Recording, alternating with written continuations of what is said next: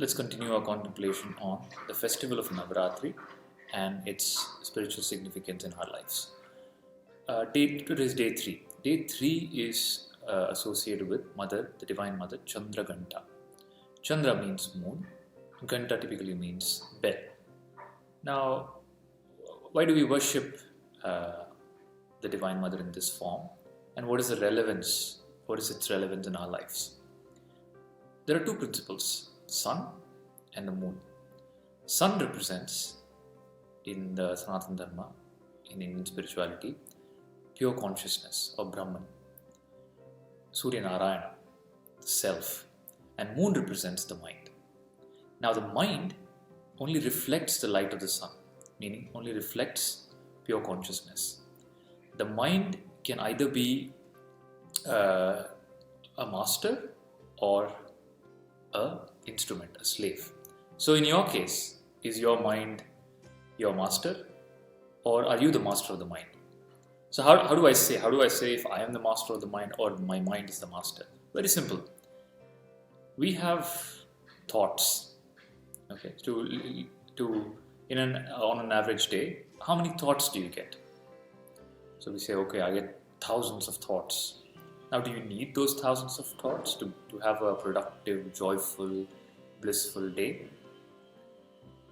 Not quite so. You just need a few thoughts, maybe 100 thoughts, to live a meaningful, productive life and make it through the day. Okay, and you have only a couple of hours in each day, which is productive, and you don't need too many thoughts. If you have a lot of thousands of unwanted thoughts, then you can safely say that the mind is the master. So mind is creating so many thoughts, and they're interfering in your perception and life. But when you are the master of the mind, the number of thoughts in the mind reduce. So we seek the grace of Mother Chandraganta to be able to reduce the unwanted thoughts, have the necessary wanted thoughts to do whatever is productive without any disturbance of the mind, and live a joyful and peaceful day. Very simple. So the mind is either a friend or a foe. This is what Sri Krishna talks about in the Bhagavad Gita, where he says, Mana eva karanam anushyanam bandha mokshayo. Your own mind can create bondage for you or can liberate you.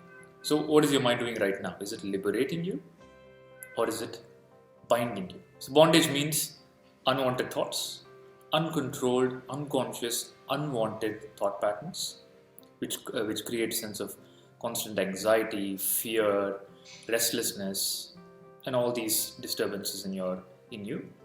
And liberation means freedom from all unwanted thoughts. Liberation does not mean freedom from anything external.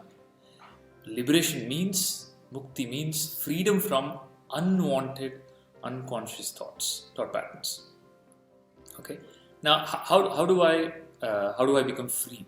How do I make my mind my instrument so that I can use it when I want it and I can just keep it aside when I don't want it? How do I stop it from overpowering me and taking over my life and taking me in all different directions and distractions and not allowing me to focus on the work that I have to do? So the path given for the mind is, there are two paths for the mind: Mano Laya and Mano Nasha. Mano Laya means suppression of the mind. So there are various practices and meditation and other actions prescribed as spiritual practices, what is typically called as sadhana, for you to make the mind silent for some time. But it's not a permanent solution. It's like a spring. The mind is like a spring. You apply some force, you compress it, but the moment you let go, it springs back. So you have seen this. You're watching something, immersed in a movie or a game or something that you like. Your mind becomes silent. You forget everything, the worries of the world and the worries of your life, temporarily, till the time that you're watching it. After it's over, the mind comes back in its full glory with all the unwanted thoughts. So this is what happens. This is called Manolaya. Manolaya is just suppression of the mind, but it doesn't solve your problem. Mother Chandragranta is about solving the problem. The grace that Mother Chandragranta brings is the grace of Mano Nasha, destruction of the mind. When I say destruction of the mind, don't imagine, okay, my mind is going to blow up or I'm going to become thoughtless and a potato. No, it's about destruction of all unwanted thoughts. And all the unwanted thoughts are rooted in one deep thought, that I am this body. I am this physical body. By the grace of Mother Chandragranta, through probably a guru or the scriptures, you come across the knowledge that I am not this body. I am the one who uses the body. I have a body, but I am not the body. I am the one that illuminates the body and the mind. I am the pure inner self.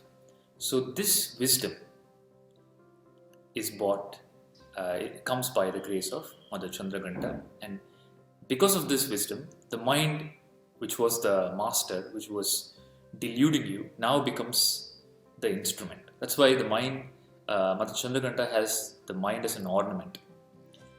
It is also seen in the case of Shiva. Shiva has the moon as the ornament. So does Mother Chandragranta. They both have moon as the ornament. So the mind is a beautiful ornament, a beautiful instrument, but a very dangerous master. So look at your life. Is the mind the master? Meaning, do you have a lot of unconscious, uncontrolled thoughts that are troubling you? Or are you able to be at peace? When the thoughts arise, are you just able to either witness the thoughts or be thoughtless and silent?